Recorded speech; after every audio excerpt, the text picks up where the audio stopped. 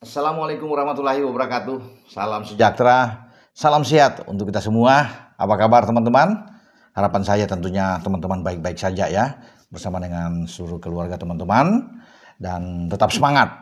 Dengan saya Bung Ropan, kita akan bicara tentang tim nasional lagi.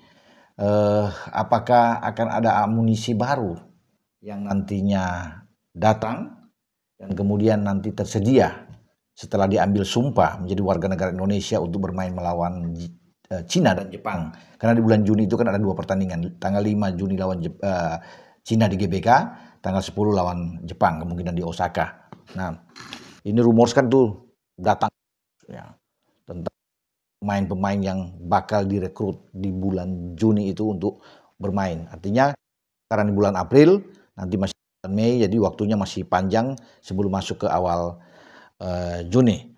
Ya, berhembus kabar memang dari awal bahwa ada Emiliano Jonathans, Tristan Goyer terakhir, ada Jayden Oosterwolde juga muncul, bahkan ada Milian Manhoefla yang bisa datang ya, kemudian Jan Madsen. Kalau Jan Madsen sih nggak bisa karena dia sudah bermain di Belanda ya, bahkan sudah buat gol ketika lawan Spanyol di semifinal Nations League, dan saya pikir Madsen akan memperkuat tim oranye ya, dia akan memilih karena peluang besar untuk lolos ke Piala Dunia itu terbuka, dan dia sudah bisa mendapatkan caps dia ya setelah pertama kali dipanggil di Euro oleh Ronald Koeman sebagai pelatih Belanda, dan sekarang kalau di Euro dia tidak tersedia walaupun dia ada dalam tim. Sekarang dia sudah mendapat kesempatan dan membuktikan itu sebagai bek kiri modern yang sangat bagus, dan dia bisa menjebol gawang Spanyol sebelum berakhir imbang dan kalah dalam adu penalti ya. Jadi kalau mungkin masih tersedia ada Emiliano, Tristan Goyer ya, Jayden mungkin akan ada, dan banyak lagi nama-nama yang muncul ke permukaan. Nah, Ketua Umum PSSI sudah menjawab ketika ditanya oleh media tentunya bahwa belum ada sampai ke sana. Tentunya ini benar karena memang harus ada keputusan, ada pengumuman langsung dari PSSI, dalam hal ini Ketua Umum. Jadi Ketua Umum bilang belum tahu ya, walaupun mungkin masuk dalam radar, dalam bidikan PSSI, tapi belum bisa dipastikan karena sebelumnya juga salah satu mengatakan berkas-berkasnya belum ada. Ya memang benar, ya itu kan masih masuk bidikan. Baru kalau sudah oke, sudah memang ini resmi diumumkan, baru ya surat-suratnya diurus semuanya. Nah, karena kan masih ada satu pemain lagi, pemain muda kita yang berada di lini serang, yaitu Mauro Silstra, yang surat-suratnya sudah ada sudah dia bereskan, tapi kan belum ada sampai sejauh ini untuk mengatakan bahwa Mauro Silstra akan maju, akan segera diproses berlanjutnya. Itu yang menjadi tanda tanya juga teman-teman ya. Nah, masih ada juga dengan kabar Jairo Redalwald yang masih bisa, banyak yang menanyakan, mengharapkan, karena dia kemarin tertunda. Ya ada satu kendala dengan administrasi dia, dan itu yang membuat dia tidak bisa cepat diambil sumpah untuk bisa mengikuti misalnya Ole Romani yang ambil sumpah di London. Kemudian juga terakhir dengan Joey Pelupesi, Dean James, dan Emil Audero yang ambil sumpah di Kedutaan Besar Republik Indonesia di Italia yang bermarkas di ibu kota di Roma.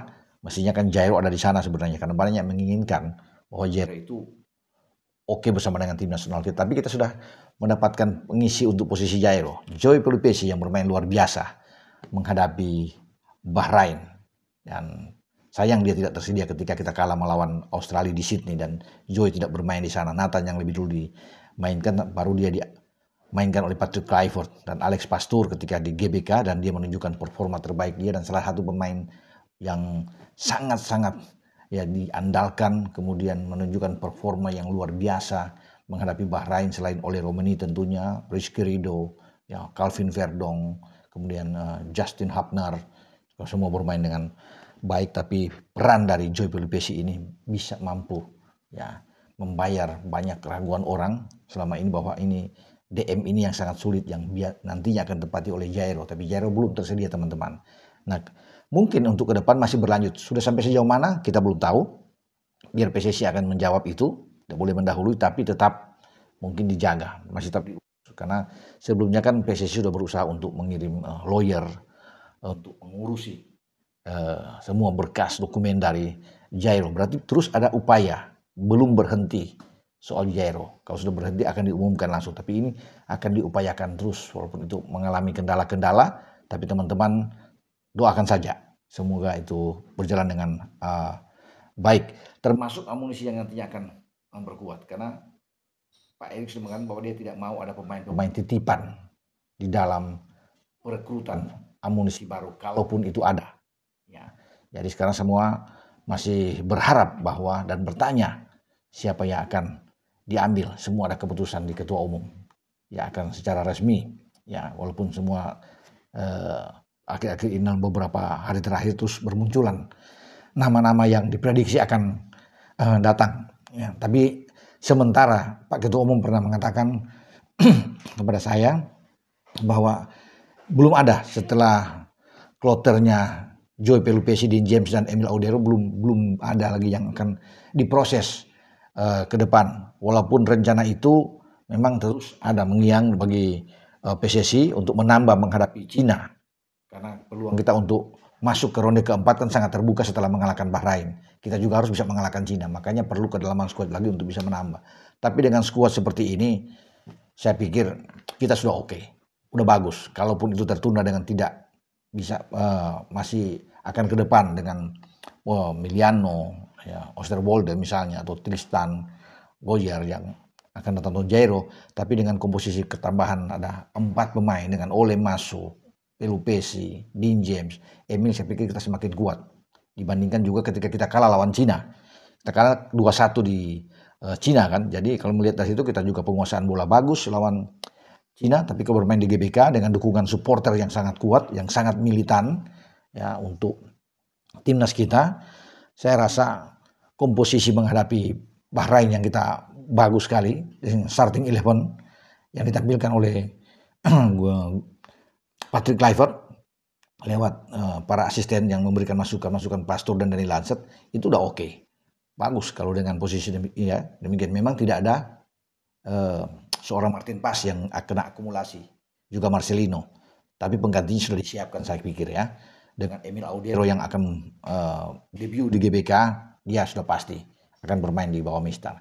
Di belakang tidak akan berubah, di antara Jay Isse sebagai kapten, Justin Hapner, dan juga dengan Rizky Ridho, termasuk Calvin Verdong di kiri, dan juga dengan Kevin Dix ada di kanan. Itu pasti pakem yang tidak akan berubah. Dua pemain fullback kita yang terus akan bermain dari dua sisi ini, membantu serangan-serangan dari lewat wing, lewat sayap, ya, lewat flank.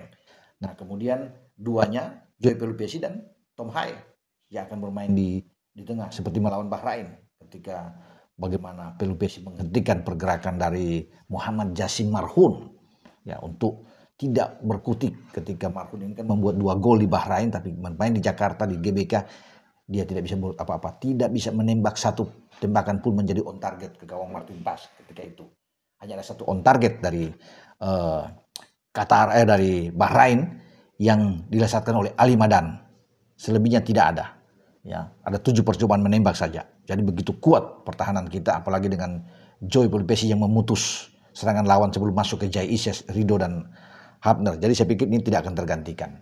Di depan Ole oke. Ya, akan masuk dengan Ragnar Oratmangun. Itu sudah pasti. Pengganti Marcelino ini yang belum. Saya pikir kalau ada dipanggil lagi misalnya Yakob Sayuri untuk bermain dari sisi kanan, oke. Masih ada juga kan pemain Ricky Kambuaya yang bisa mengisi, bisa memperkuat sini. Ada Eliano Reinders juga bisa dimainkan. Siapa tahu nanti kalau Egy dipanggil lagi setelah sembuh dari cedera, Egy lagi bagus-bagus di Liga 1 dan akan termotivasi bermain. Sama seperti Rizky Ridho tampil oke, Ricky Kambuaya juga masuk sebagai super sub juga tampil baik. Jadi saya pikir ini untuk mengisi posisi Marcelino masih rame. Sangat rame ya. Kecuali ada penambahan baru lagi yang kita belum tahu. Misalnya kalau Miliano masuk ya mungkin dia salah satu yang akan tampil. Tapi dengan skuad yang ada sekarang saya pikir untuk menghadapi Cina kita bisa mengatasi Cina, bukan mendahului ya, tetap kita harus waspada ya, semua juga ingin menang termasuk Cina yang ingin bertekad untuk menang, karena bagi Cina kalau kalah habis mereka ya. Kita yang akan punya peluang masuk ke ronde keempat, jadi tetap tidak akan meremehkan lawan ya. Untuk menghadapi Cina kita tetap harus respect terhadap mereka, tapi kita harus punya satu tujuan, karena bermain di kandang pilihan itu menang. Ya, harus percaya diri, ya, tidak boleh berlebihan memang, tapi itu yang kita lakukan. Sama seperti kita mengalahkan Arab Saudi dengan 2 gol tanpa balas, mengalahkan Bahrain dengan 1 gol, semua clean sheet. Ya mengapa tidak dengan Cina, kita berharap bahwa kita harus bisa menang. Ya itu memang target utama, harus optimis menghadapi mereka. Ya karena mereka juga akan datang ingin mengalahkan kita, itu yang saya bilang. Makanya ini wajar kalau kita mendukung, memberikan support terhadap timnas kita, timnas kesayangan kita untuk bisa melaju paling tidak ke putaran keempat, karena itu ya kan secara realistis yang bisa kita dapatkan. Kecuali ada keajaiban ya, dengan Australia kalah lawan Jepang, Australia draw lawan Arab Saudi misalnya. Nah kita bisa menang 2 kali, kita lawan Cina menang, lawan Jepang menang, walaupun mungkin lawan Jepang itu hanya angan-angan, sulit, berat untuk mengalahkan mereka dengan pemain apapun, tetapi itu keajaiban saya bilang. Tapi kalau kita bisa membidik, ya udah ronde keempat aja, itu sudah paling realistis buat kita. Makanya tujuan mengalahkan Cina dengan amunisi yang ada saat ini.